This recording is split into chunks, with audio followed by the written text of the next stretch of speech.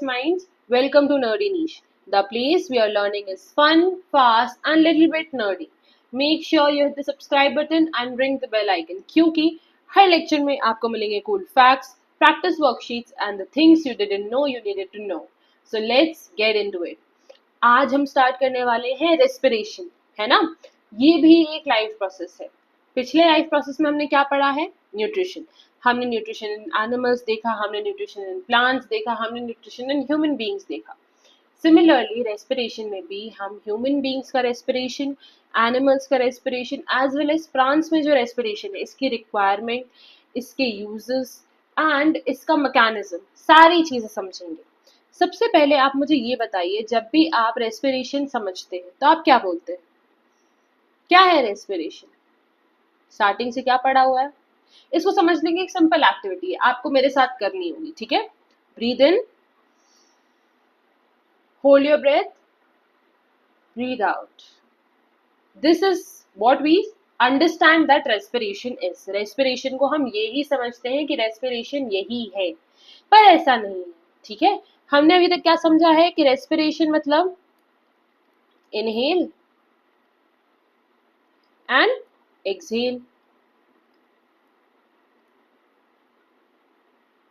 है ना। अभी तक हमने रेस्पिरेशन को यही समझा है कि इसका मतलब क्या है? इनहेल करना एंड एक्सहेल करना, पर ऐसा नहीं, ठीक है। इनहेल और एक्सहेल के अलावा भी रेस्पिरेशन एक बहुत बड़ा टॉपिक है, वाइड टॉपिक है। इनहेल और एक्सहेल को हम रेस्पिरेशन नहीं, सिर्फ ब्रीदिंग कहते हैं। क्या कहते हैं? ब्रीदिंग कहते हैं। रेस्पिरेशन इनसे अलग है, ठीक है। Respiration is different. तो इसी चीज को अब हमें यहाँ पे समझना है कि रेस्पिरेशन और ब्रीदिंग में मेजर डिफरेंस क्या है। साथ ही साथ हम ये भी पढ़ेंगे कि रेस्पिरेशन में होता क्या है। रेस्पिरेशन आखिर अगर ब्रीदिंग नहीं है, सांस लेना और सांस छोड़ना नहीं है, तो इसमें आगे क्या होता है, इसकी प्रोसेस क्या होती है, हम ये भी समझेंगे, और ये कहाँ होता है हम ये भी समझेंगे। ओके, चलिए सबसे पहले हम समझते हैं ब्रीदिंग और रेस्पिरेशन में क्या अंतर है, ठीक है। ब्रीदिंग क्या है? ब्रीदिंग एक फिजिकल प्रोसेस है, ठीक है। कौन सी प्रोसेस है? फिजिकल प्रोसेस है, यानी इसके अंदर सिर्फ फिजिकली आप सांस ले और छोड़ रहे हैं, इसके अंदर और कुछ नहीं हो रहा है। पर जो रेस्पिरेशन है, रेस्पिरेशन एक सेल्यूलर प्रोसेस है। ये सेल्यूलर लेवल पे होती है। किस लेवल पर होती है? सेल्यूलर लेवल पर। दैट मीन्स सेल के अंदर जो भी चीज हो रही है, ठीक है, वो क्या होगी आपकी? दैट इज रेस्पिरेशन, ठीक है। तो ब्रीदिंग आप सिर्फ नॉस्ट्रल से कर रहे हो, सांस ले रहे हो, यानी ऑक्सीजन आपने इनटेक किया, ठीक है, ऑक्सीजन का आपने इनटेक किया, और CO2 को आपने क्या किया? रिलीज आउट किया। ये आपके क्या हो गए? ब्रीदिंग होगी, फिजिकल मैकेनिज्म, ठीक है। इसमें कोई भी केमिकल प्रोसेस नहीं हुए। फिजिकल और केमिकल प्रोसेसेस पढ़े हैं ना। जो भी फिजिकली हैपन हो वो फिजिकल प्रोसेस है, और जिसमें केमिकल रिएक्शन इन्वॉल्व हो वो केमिकल प्रोसेस है, ठीक है। तो ब्रीदिंग सिर्फ एक फिजिकल प्रोसेस है जिसमें आप इनहेल ऑफ ऑक्सीजन करते हैं और एक्सहेल ऑफ कार्बन डाइऑक्साइड करते हैं। पर रेस्पिरेशन में सेल्यूलर प्रोसेस होती है। सेल्यूलर प्रोसेस जिसमें ऑक्सीजन का ब्रेकडाउन होता है, किसमें? ग्लूकोज में। यानी ऑक्सीजन ब्रेकडाउन किसका कर रहा है? ग्लूकोज का कर रहा है, और उस फॉर्म में वो रिलीज कर रहा है एनर्जी और कार्बन डाइऑक्साइड, और साथ ही साथ में इसमें एक और बाई प्रोडक्ट होता है जिसे हम कहते हैं वाटर, ठीक है। तो ये फिजिकल प्रोसेस, ये केमिकल प्रोसेस जब होगी तब ये कहलाता है रेस्पिरेशन। इसे सेल्यूलर प्रोसेस कहते हैं क्योंकि ये सेल्स के अंदर होती है, सेल्यूलर लेवल पर होती है। इसे इस वजह से सेल्यूलर प्रोसेस भी कहते हैं, ठीक है। Now what is inhalation and exhalation, ठीक है। इनहेलेशन यानी taking air rich in oxygen, ठीक है। कोई भी एयर, अब कोई भी नहीं मतलब एयर जो रिच इन ऑक्सीजन हो उसको आप इनटेक करेंगे, उसको हम इनहेलेशन कहते हैं। क्या कहते हैं? इनहेलेशन कहते हैं। वहीं पर अगर आप जब इस पूरी ऑक्सीजन को यूज कर लेते हैं और इससे जो बाई प्रोडक्ट बनकर अभी क्या आ रहा था? कार्बन डाइऑक्साइड आ रहा था, अभी हमने पिछले साइड में देखा है ना। तो जो भी कार्बन डाइऑक्साइड रिच एयर हम रिलीज करते हैं उसको हम एक्सहेलेशन कहते हैं, ठीक है। रिच इन कार्बन डाइऑक्साइड, ऐसी एयर को गिव आउट करना जो कि रिच इन क्या है? कार्बन डाइऑक्साइड है, उसे हम एक्सहेलेशन कहते हैं, ठीक है। एक ब्रीथ में एक बार इनहेलेशन होता है और एक बार एक्सहेलेशन होता है, इजी, ठीक है। और हम ब्रीदिंग दिन भर करते हैं, ठीक है। ब्रीदिंग कैसी करते हैं, दिन भर करते हैं। The number of times a person breathe in 1 minute is termed as its her breathing rate, his or her breathing rate. Breathing rate क्या होता है, कितने 1 मिनट के अंदर कितनी बार आपने सांस ली और छोड़ी है, ठीक है, उसको अब क्या कहते हैं, ब्रीदिंग रेट कहते हैं, ठीक है। इसी में अब आप देखोगे कि metabolism refer to as a set of chemical reaction. Metabolism किसको कहते हैं, कुछ मेटाबॉलिज्म टर्म आपने आजकल बहुत डेली डेली बेसिस पे सुनते होंगे कि ग्रीन टी पीजिए मेटाबॉलिज्म बढ़ाता है, ये कीजिए इससे आपका मेटाबॉलिज्म बढ़ता है। इवन कई यूट्यूब कंटेंट क्रिएटर्स भी ये चीज आपको रेफर करेंगे कि ऐसे फूड खाने से आपका मेटाबॉलिज्म बूस्ट होता है, ठीक है, जिससे फैट घटता है। मेटाबॉलिज्म क्या है, हमारी बॉडी कितने अच्छे से ग्लूकोज को यूज कर कर एनर्जी बना रही है। जितना ज्यादा वो एनर्जी बनाएगी, जितना ज्यादा आपकी बॉडी एनर्जी यूज करेगी, उतना ज्यादा आपका मेटाबॉलिज्म अच्छा होगा, ठीक है। मेटाबॉलिज्म बढ़ाने से बेसिकली मतलब ये होता है कि जो ग्लूकोज है ना, अब ग्लूकोज अगर आप यूज नहीं करेंगे तो वो क्या हो जाएगा, एक्सेस में स्टोर हो जाएगा, किसके फॉर्म में, फैट के फॉर्म में, ठीक है। तो मेटाबॉलिज्म बढ़ने से क्या होता है, glucose is converted into energy. किस में कन्वर्ट हो जाती है, एनर्जी में। तो आपकी बॉडी का अगर मेटाबॉलिज्म बढ़ेगा तो ये फैट के फॉर्म में स्टोर नहीं होगा, ठीक है, ये एनर्जी में कन्वर्ट हो जाएगा और एनर्जी आप यूज करेंगे। तो मेटाबॉलिज्म बढ़ाने से मतलब यही होता है, ठीक है, कि जितना ज्यादा आपकी बॉडी एनर्जी बनाएगी उतना ज्यादा आपकी बॉडी हेल्दी रहेगी, ठीक है। और ये दो कैटेगरी में डिवाइड होता है मेटाबॉलिज्म, कितने कैटेगरी में डिवाइड होता है, 2। पहला होता है कैटाबॉलिज्म, ठीक है। कैटाबॉलिज्म क्या होता है, इसमें हम मॉलिक्यूल को ब्रेक डाउन करते हैं एनर्जी लेने के लिए, इजी, ठीक है। Catabolism breaking molecule to obtain energy. Anabolism to synthesize a compound required by a cell. यहाँ पर हम मॉलिक्यूल को तोड़कर एनर्जी बना रहे हैं, यहाँ पर हम कंपाउंड बना रहे हैं जो सेल को चाहिए, ठीक है, आया समझ में। यहाँ पर क्या किया, आपके पास ऑलरेडी एनर्जी का ग्लूकोज का मॉलिक्यूल था तो उससे आपने एनर्जी बना ली, और यहाँ पर आप एक ऑल कंपाउंड से, ठीक है, सिंथेसाइजिंग ऑल कंपाउंड, आप कंपाउंड को क्या कर रहे हो, सिंथेसाइज कर रहे हो, क्रिएट कर रहे हो, मेक कर रहे हो, है ना, जो कि आपकी सेल की रिक्वायरमेंट है, उसे बोलेंगे हम एनाबॉलिज्म, ठीक है। तो रेस्पिरेशन इन्हीं दोनों का कॉम्बिनेशन होता है, ठीक है। Catabolism plus anabolism equals to metabolism and it is equals to respiration, ठीक है। ये किसके बराबर होता है, रेस्पिरेशन के बराबर होता है, ठीक है। इसी रेस्पिरेशन में क्या रिलीज होती है, यहाँ पर अब रिलीज होगी एनर्जी, क्या रिलीज हो जाती है, energy. Therefore, respiration is catabolic process which break large molecules into smaller one, releasing energy to fuel cellular activities, ठीक है। इस पूरी प्रोसेस को क्रैब्स साइकिल कहते हैं, ठीक है। किसको, ग्लूकोज को ब्रेक कर कर, ठीक है, किसमें बनाना, energy plus CO2 plus H2, ये पूरी प्रोसेस करने को क्रैब साइकिल कहते हैं। ये प्रोसेस एक स्टेप में नहीं होती है, एक स्टेप में नहीं होती है, इस पूरी प्रोसेस में बहुत सारे स्टेप्स इन्वॉल्व होते हैं, पर क्योंकि अभी आपको वो स्टेप्स सीखने की जरूरत नहीं है, इसलिए आपको बस ये नाम याद रखना है कि इस प्रोसेस को हम ग्लाइकोलिसिस कहते हैं और इस पूरी साइकिल को हम क्रैब साइकिल कहते हैं, ठीक है। यहाँ पे आपको बात समझ में है कि मेटाबॉलिज्म के 2 टाइप, कैटाबॉलिज्म, एनाबॉलिज्म, ठीक है। कैटाबॉलिज्म में हम ब्रेक डाउन करते हैं और एनाबॉलिज्म में हम न्यू मॉलिक्यूल बनाते हैं जो कि हमारे सेल की रिक्वायरमेंट होता है, ठीक है। चलिए आगे बढ़ते हैं। इसके बाद अब हम आ जाते हैं सीधे किस पे, रेस्पिरेशन पे। रेस्पिरेशन क्या प्रोसेस है, अभी मैंने आपको बताया। रेस्पिरेशन एक ऐसी प्रोसेस है जिसके अंदर क्या हो रहा है, केमिकल प्रोसेस हो रही है ना।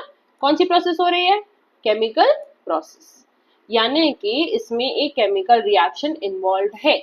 हमने ब्रीद इन किया तो ऑक्सीजन इनटेक किया, अब उस ऑक्सीजन का यूटिलाइजेशन होना, ठीक है, उस ऑक्सीजन का यूटिलाइजेशन होना किसको बनाने में, एनर्जी, और एनर्जी वो कैसे बनाएगा, with the help of glucose.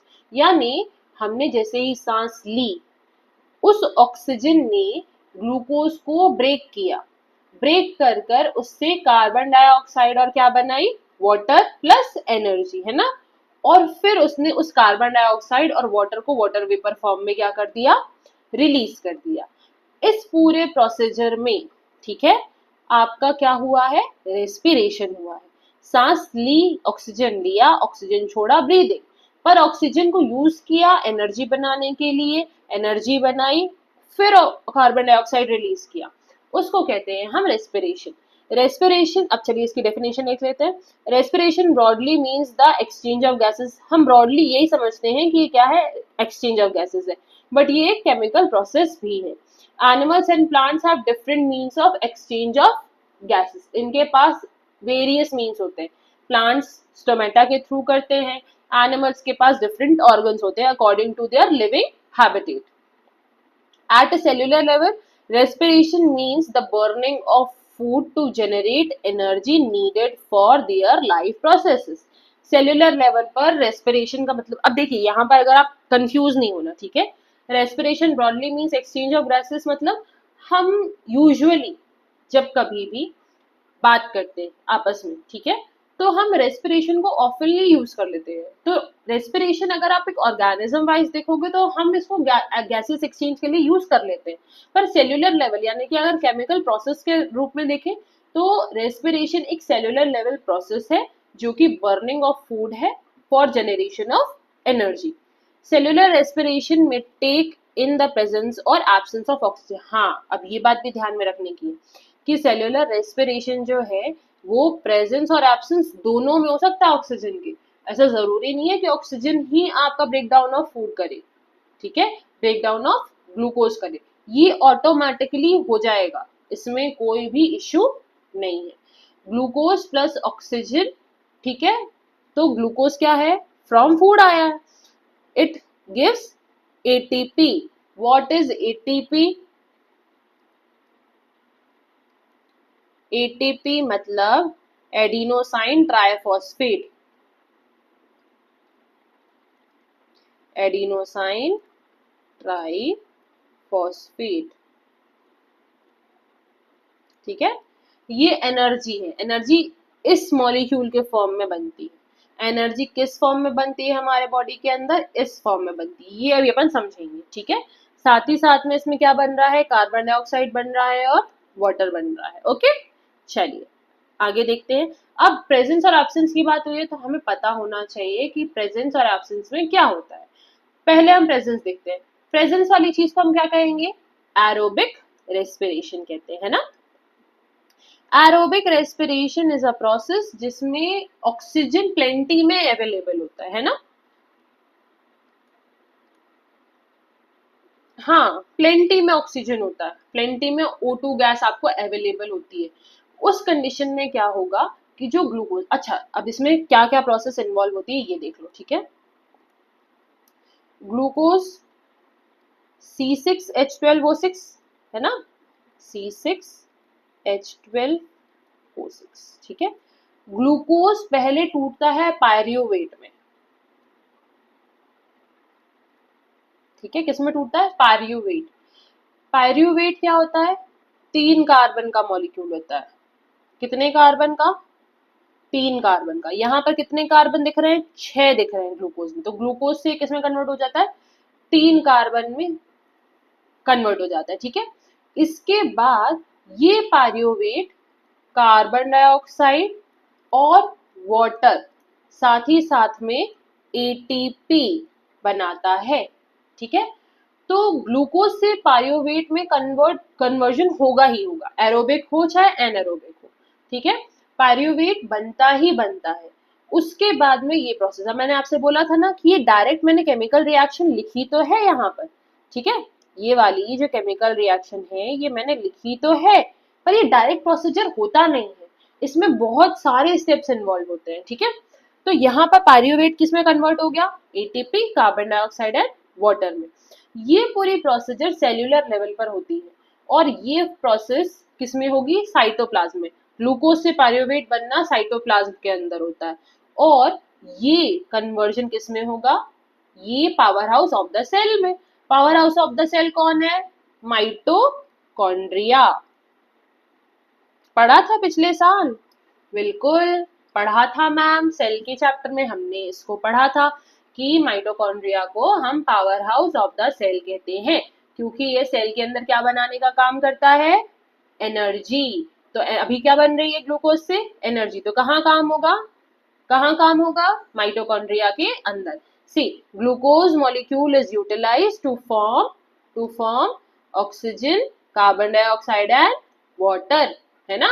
Oxygen, carbon dioxide and water.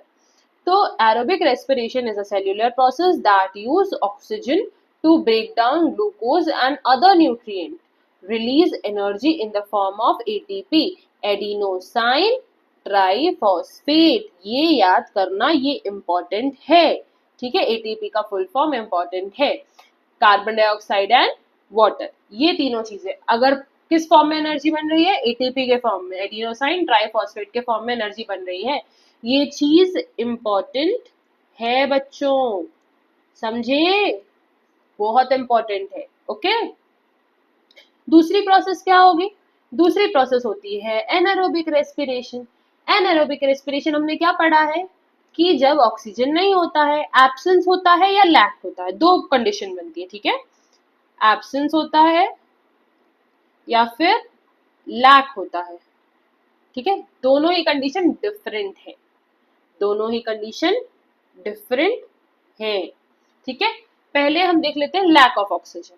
Oxygen कम हो गई, इसमें क्या होता है? मान लीजिए, ठीक है, जैसे हम ह्यूमंस हैं, हम ह्यूमंस में क्या होता है बताइए?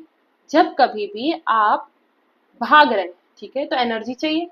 हम लेट हो गए, स्कूल जाना था, स्कूल जाने के लिए लेट हो गए, बस स्टॉप तक जाना है या स्कूल तक जाना है। कई बच्चे पैदल जाते हैं, कई बच्चे बसेस से जाते हैं, कई बच्चे पेरेंट्स के साथ जाते हैं, तो कभी किसी दिन लेट हो जाते हैं, तो उस दिन हम घर में या रास्ते में भागना चालू करते हैं कि अरे यार आज तो लेट हो गए, है ना? तो उस कंडीशन में जब आप तैयार नॉर्मली हो रहे थे, तब आपकी क्या हो रही थी? एनर्जी यूज हो रही थी। तो बॉडी नॉर्मल तैयार होते समय क्या कर रही थी? एरोबिक रेस्पिरेशन कर रही थी, है ना? ऑक्सीजन प्लेंटी में मिल रहा था। अब अचानक से क्या हुआ? आपको ये रियलाइज हुआ कि आज हम लेट हो गए, है ना? घड़ी बंद हो गई है और एकदम से आपने देखा तो अरे पूरा टाइम हो गया और अब मैं स्कूल के लिए लेट हो गया। तो अब आप भागना चालू करते हो। जैसे ही आप भागे, तो भागते समय क्या हुआ? भागते समय क्या हुआ? आपकी सांसें तेज चली, क्योंकि बॉडी की रिक्वायरमेंट अब एनर्जी की बढ़ गई है ना? आप जा रहे थे, ठीक है, तो जाते समय आपकी एनर्जी रिक्वायरमेंट कैसी हो गई? एक्स्ट्रा हो गई, क्योंकि अब आप कम समय में ज्यादा एनर्जी बर्न कर रहे हैं, है ना? तो एक्स्ट्रा रिक्वायरमेंट के लिए क्या चाहिए हमें? एक्स्ट्रा एनर्जी चाहिए, है ना? एक्स्ट्रा एनर्जी चाहिए। तो उस समय पर क्या होगा? एक्स्ट्रा एनर्जी जैसे ही आपको चाहिए होगी, तो आप सांस तेज तेज लेना चालू करोगे, ब्रीदिंग आपकी तेज होगी, तो आप ऑक्सीजन की रिक्वायरमेंट आपकी बढ़ जाएगी। अब पर क्या होता है, कई बार रास्ता बहुत लंबा होता है और एनर्जी रिक्वायरमेंट इतने ऑक्सीजन से पूरी नहीं हो रही होती है, तो क्या होगा? बॉडी कार्बन डाइऑक्साइड को यूज करने लग जाएगी। किसको यूज करने लग जाएगी? कार्बन डाइऑक्साइड को। और जैसे ही वो कार्बन डाइऑक्साइड को यूज करेगी, आपके बॉडी में फॉर्मेशन होगा लैक्टिक एसिड का। किसका होगा? लैक्टिक एसिड का। थोड़ा सा उसको समझते, ठीक है? आपको बॉडी में C6H12O6 को जैसे ही हमने बर्न किया, वो किस में कन्वर्ट हो गया? पायरुवेट में, ठीक है? और पायरुवेट को अगर ऑक्सीजन नहीं मिला, तो वो किसके प्रेजेंस में रिएक्ट करेगा? CO2 के प्रेजेंस में रिएक्ट करेगा। तो उस कंडीशन में क्या बन जाएगा? लैक्टिक एसिड बनेगा। क्या बनेगा? Lactic acid plus water. क्या बनेगा? लैक्टिक एसिड प्लस वाटर बनेगा। अब यहां पर क्या हुआ? Lactic acid, water and energy. इस कंडीशन में जो रेस्पिरेशन हो रहा है वो मसल्स में होगा। तो आप यूजुअली देखोगे चलते चलते एकदम से क्रैम्प आ जाता है कभी कभी, है ना? बहुत भाग रहे थे और अचानक से पैर में बहुत तेज का दर्द उठा, है ना? क्रैम्प आ जाता है पैरों में कि अरे यार बहुत तेज मसल्स में एकदम पेन हुआ। वो क्रैम्प इस लैक्टिक एसिड के फॉर्मेशन से होता है। Cramp is because of lactic acid formation, ठीक है। मसल्स में जैसे ही लैक्टिक एसिड बना तो मसल्स में क्रैम्प आ जाता है। इस वजह से आपको भागते टाइम यूजुअली ये दर्द महसूस होता है। ये आपको यूजुअली नहीं आता, डेली बेसिस पर नहीं आता, पर आप जब कभी भी हैवी एक्सरसाइजेस करोगे तब ये क्रैम्प आएगा। भागना, हैवी एक्सरसाइज करना, वेट उठाना, जिस समय भी आपको ऑक्सीजन की बहुत ज्यादा रिक्वायरमेंट हो, तब आपको क्रैम्प आएगा, ठीक है। एक होता है अब एब्सेंस ऑफ ऑक्सीजन। क्या होगा? Absence of oxygen. अभी हमने क्या पढ़ा? लैक ऑफ ऑक्सीजन, है ना। एब्सेंस ऑफ ऑक्सीजन में क्या होता है? तब भी एनारोबिक रेस्पिरेशन होता है। उस कंडीशन में आप क्या करोगे? आप नहीं, मतलब कोई भी ऑर्गेनिज्म C6H12O6 वो पायरियोवेट में कन्वर्ट होगा, है ना। पायरियोवेट में कन्वर्ट होगा, और पायरियोवेट में कन्वर्ट होकर वो क्या बना लेगा? उसके बाद क्या बनाएगा? इसमें बनेगा एल्कोहल, ठीक है। एल्कोहल बनेगा। एल्कोहल क्या करता है? फर्मेंटेशन में काम में आता है। एल्कोहल बनता है, कार्बन डाइऑक्साइड बनता है और वाटर बनता है, ठीक है। ये फर्मेंटेशन के काम आता है। इस वजह से आप देखोगे ईस्ट, ईस्ट फर्मेंटेशन के लिए यूज होता है।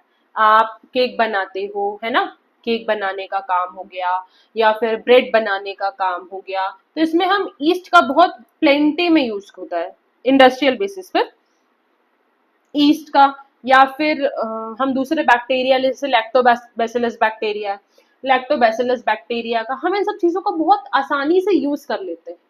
क्यों करते हैं हम इनका यूज भाई? क्या मिलता है हमें इनका यूज करके?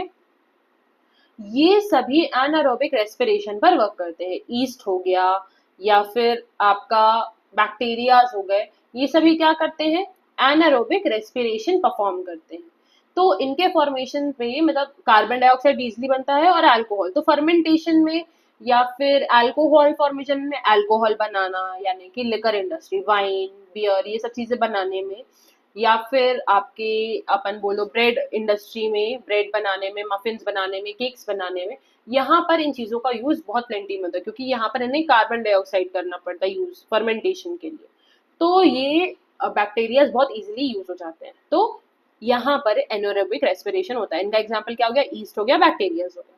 Anaerobic respiration is a process that generate energy in cells without oxygen. It's less efficient than aerobic respiration. हाँ, ये बात ध्यान में रखना कि एनारोबिक रेस्पिरेशन और एरोबिक रेस्पिरेशन में ज्यादा एनर्जी कहाँ बनती है? एरोबिक में। जिसमें बनती है?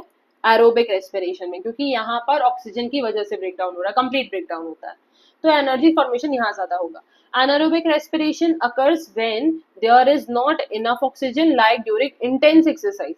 It can also occur in microorganisms like yeast and bacteria that live in low oxygen environment. ठीक है, ये लो ऑक्सीजन एनवायरमेंट में जो ऑर्गेनिज्म रहते हैं उनमें हो सकती है। ओके, चलिए इसके आगे देखते हैं। यहां तक समझ में आया? अब एटीपी का डिस्कशन करते हैं कि एटीपी क्या है। एटीपी का मैंने फुल फॉर्म आपको बताया है। क्या है एटीपी का full form? Adenosine try phosphate. क्या है? एडिनोसाइन ट्राई फॉस्फेट, ये याद करना है। एडीपी एनर्जी करेंसी है। जैसे बिटकॉइन एक करेंसी है, हमारे यहाँ रुपीज एक करेंसी है, यूएसए में डॉलर एक करेंसी है, वैसे एनर्जी की करेंसी एक क्या है? एटीपी है। ये सेल्यूलर प्रोसेस में जनरेट होता है, ठीक है। The energy released during this process of respiration is used in making ATP molecule from ADP molecule. अब बोलो मैम ATP पता है, ADP क्या है? ADP भी एडिनोसाइन डाइफॉस्फेट, ठीक है। और ATP क्या है? Adenosine triphosphate,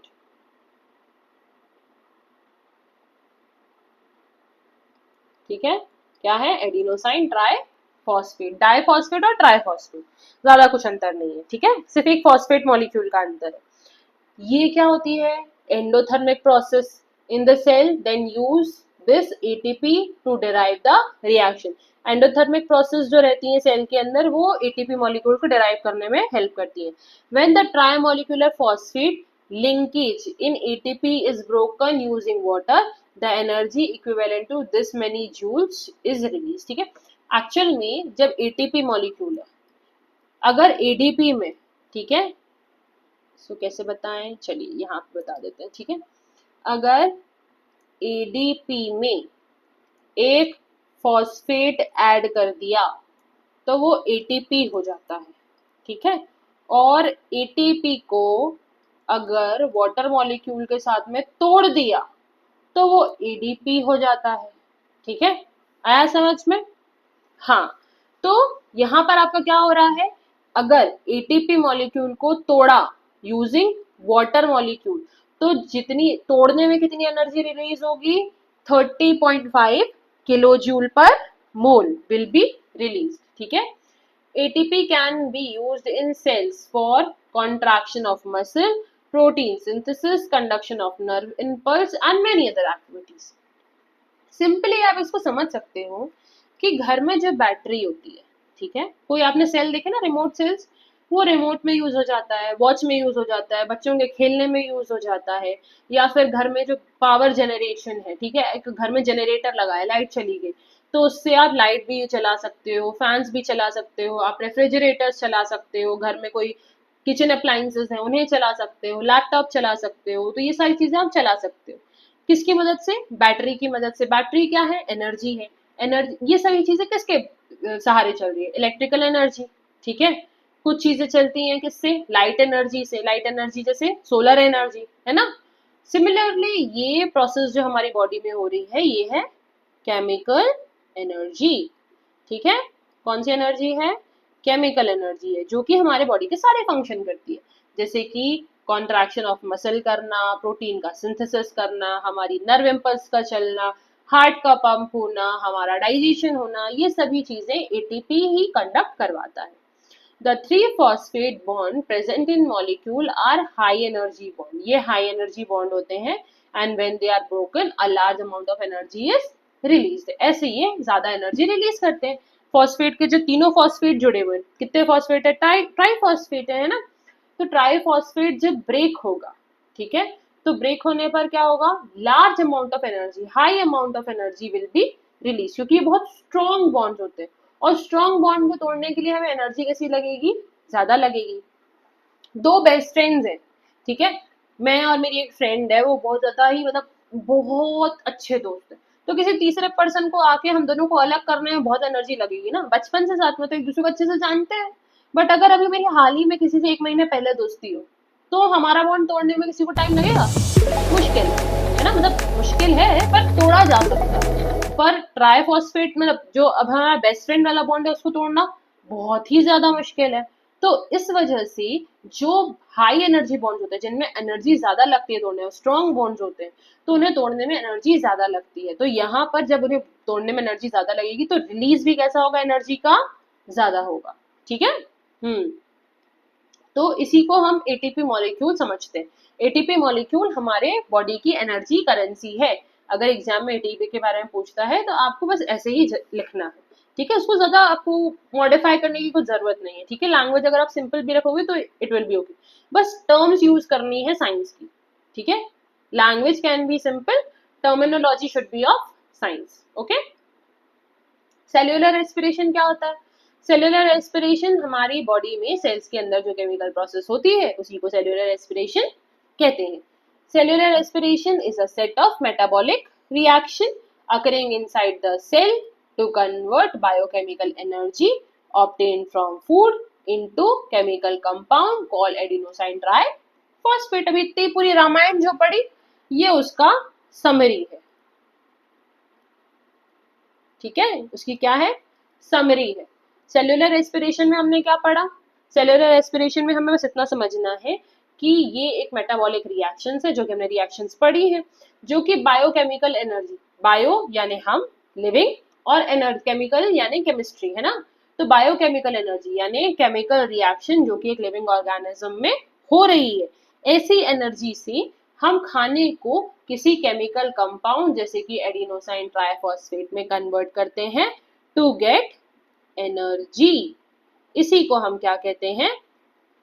cellular respiration. See, glycolysis, glucose को कन्वर्ट किया पायरुविक एसिड में 2 एटीपी की एनर्जी, क्रैब्स साइकिल कन्वर्ट हुई केमिकल एनर्जी से जो इलेक्ट्रॉन्स हैं हाइड्रोजन के, ठीक है, ग्लूकोज में C6H12O6 है, ये हाइड्रोजन है। तो ये ट्रांसपोर्टेशन सिस्टम मतलब यहाँ पे जो इलेक्ट्रॉन रहेगा इससे क्या बनेंगे? 36 एटीपी बनेंगे। कितने एटीपी बनेंगे?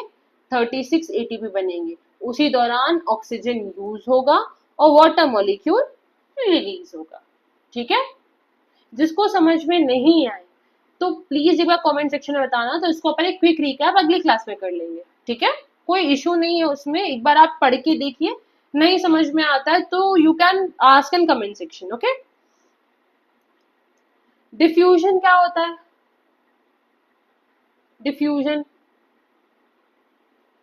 डिफ्यूजन देखिए, जैसे कि ये बहुत सारे पार्टिकल्स हैं, ठीक है, ये मैंने बैरिकेड लगाया, अगर मैं इसको, जैसे मैंने पूरा कंटेनर बॉल से भरा हुआ है, ठीक है, ये पूरा कंटेनर मैंने बॉल से भरा हुआ है और बीच में मैंने लेड लगा दिया, यहाँ पे 2 4 बॉल है, जैसे ही मैं इस कंटेनर को उठाऊंगी पार्टिकल का मूवमेंट किस तरफ हो जाएगा? पार्टिकल कहाँ मूव करने लग जाएंगे? इस तरफ, है ना? जैसे ही मैं इस कंटेनर को हटा दूंगी तो पार्टिकल कहाँ मूव करने लग जाएंगे? दूसरी तरफ। तो मूवमेंट ऑफ पार्टिकल्स, ठीक है, क्या बोलूं मैं? मूवमेंट ऑफ पार्टिकल्स, ठीक है, movement of particles from high concentration to lower concentration.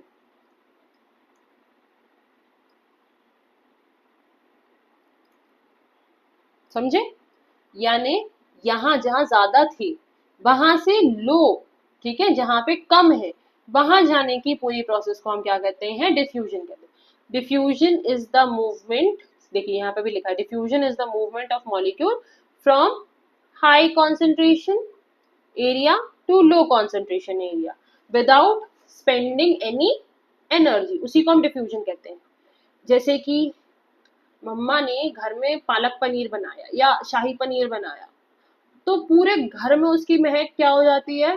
फैल जाती है। क्यों फैलती है?